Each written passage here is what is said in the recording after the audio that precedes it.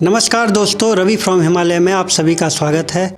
आज मैं घुघा और फ्यूली की कहानियाँ सुनाने जा रहा हूँ। साथ ही साथ उत्तराखंड के त्यौहार फूलदेई के बारे में बात करेंगे और क्यों हमें घुघा और फ्यूली की कहानियाँ याद दिलाने की ज़रूरत है। मैं इस साल 15 मार्च को अपने घर पे था। मेरा घर उत्तराखंड के गढ़वाल क्षेत्र में पड़ता है। तो दोस्तों सच कहूँ तो इस बार मैं बहुत ही एक्साइटेड था। मैं एक्साइटेड था कि मैं बच्चों के साथ जंगल जाऊँगा और घुघा माता के लिए फूल लेके आऊँगा, पर मैं काफ़ी मायूस हुआ। आइए जानते हैं कि फूलदेई क्या है, क्यों उत्तराखंड घुघा और फ्यूली की कहानियाँ भूलता जा रहा है। वैसे तो घुघा और फ्यूली की कई कहानियाँ हैं, पर इसमें से मैं आपको 2 प्रचलित कहानियाँ सुनाऊंगा। पहले मैं शुरू करूंगा घुघा की कहानी से और अंत में आपको सुनाऊंगा फ्यूली की कहानी। बहुत पहले की बात है, उत्तराखंड के एक छोटे से राज्य में एक राजा था जिसका नाम था घुघाजीत।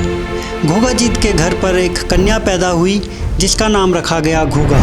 राजा ज्योतिष ने घुघा की कुंडली देखकर बताया कि यह एक प्रकृति प्रेमी होगी और 10 साल में ही आपसे बिछड़ जाएगी। जैसे जैसे घुघा बड़ी हुई, घुघा प्रकृति प्रेमी हुई। घुघा अपना समय जंगल में पशुओं तथा पेड़ पौधों के साथ गुजारती थी। कभी कभी घुघा महल में रखी हुई बांसुरी उठाती थी और उसको जंगल में ले जाकर बजाती थी, जिससे सारे पशु उसके आसपास एकत्रित हो जाते थे और पेड़ पौधे लहराने लगते थे।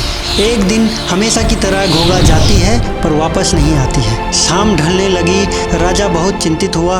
राजा अपने सिपाहियों के साथ जंगल में जाकर घुघा को ढूंढने लगता है, पर घुघा कहीं नहीं मिलती है। जब थक हार के राजा एक जगह बैठ जाता है तो उसकी आंख लगती है। जैसे ही राजा की आंख लगती है तो राजा को सपने में कुलदेवी दिखाई देने लगती है, जिसकी गोद में घुघा बैठी रहती है। कुलदेवी बोलती है, पुत्र, जिस प्रकृति में घुघा पली बड़ी थी आज उसी में समा गई है, तो तुम घुघा का शोक न मनाना बल्कि घुघा के नाम पर एक त्यौहार मनाना। और उस दिन से ही उत्तराखंड में 8 दिन का एक त्यौहार मनाया जाता है जिसका नाम है फूलदेई। तो दोस्तों ये रही घुघा की कहानी। अब बात करते हैं कि फूलदेई में होता क्या है और कैसे मनाया जाता है। फूलदेई चैत्र माह की संक्रांति से शुरू होता है और 8 दिन तक मनाया जाता है। फूलदेई की सबसे अनोखी बात यह है कि यह बच्चों का त्यौहार होता है। तो सबसे पहले बच्चे घुघा को तैयार करते हैं। गांव में जो धारे होते हैं, बच्चे उसमें घुघा को ले जाकर नहलाते हैं।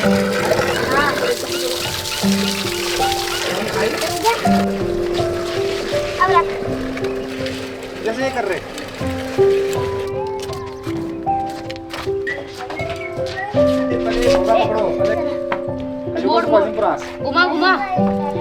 उसके बाद बुरांस के फूलों से, फ्यूलियों से और साड़ियों से इसको तैयार करते हैं।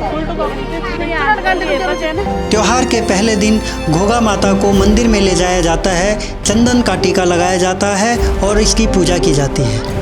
हर शाम को बच्चे जंगल में जाकर बुरांस, फ्यूली तथा पहिए के पत्ते तोड़कर अपनी टोकरियां भर लेते हैं और हर सुबह पूजा के बाद धूप निकलने के साथ ही बच्चे घुघा माता फूलियाँ फूल के नारे लगाकर हर किसी की चौखट पर जाके फूल डालते हैं। घुघा माता लोगों को सुख और समृद्ध रहने का आशीर्वाद देती है।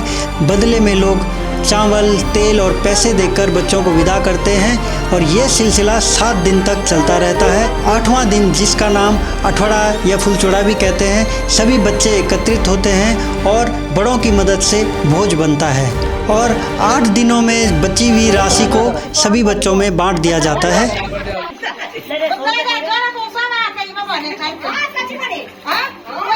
दोस्तों जैसे कि मैंने वीडियो की शुरुआत में कहा कि मैं इस बार घुघा के त्यौहार में मायूस था।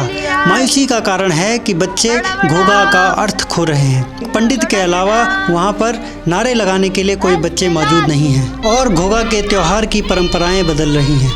दोस्तों मैं अब बात करूंगा कि फूलदेई क्यों ज़रूरी है। मुझे लगता है कि कल्चर और ट्रेडिशन का सबसे ज़्यादा और गहरा प्रभाव बच्चों पर ही पड़ता है। आप युवा अवस्था में कहीं भी चले जाएं, पर बचपन में पाए हुए संस्कार हमेशा आपके साथ चलते हैं। दोस्तों संस्कृति और रीति रिवाज ही ऐसी चीज़ है जो हम सबको एक धागे में पिरोए रखता है, हमको जोड़े रखता है और इसी से हमारी पहचान बनती है।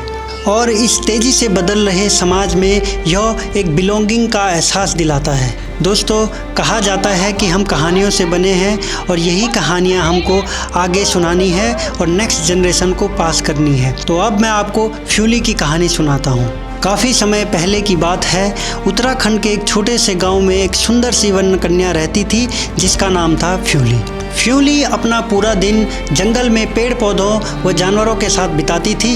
एक दिन एक राजकुमार शिकार करने के लिए उस जंगल में पहुंचा। फ्यूली पर उसकी नज़र पड़ी और वह उसकी सुंदरता पर मोहित हो गया। अब वह फ्यूली को देखकर रोज उस जंगल में आने लगा और धीरे धीरे फ्यूली से मुलाकात हुई।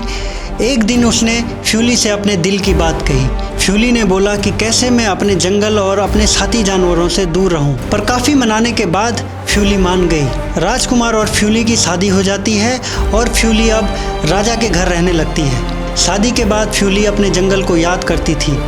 बार बार कहने के बाद भी राजकुमार उसकी नहीं सुनता था और वो अपने आप में ही व्यस्त था।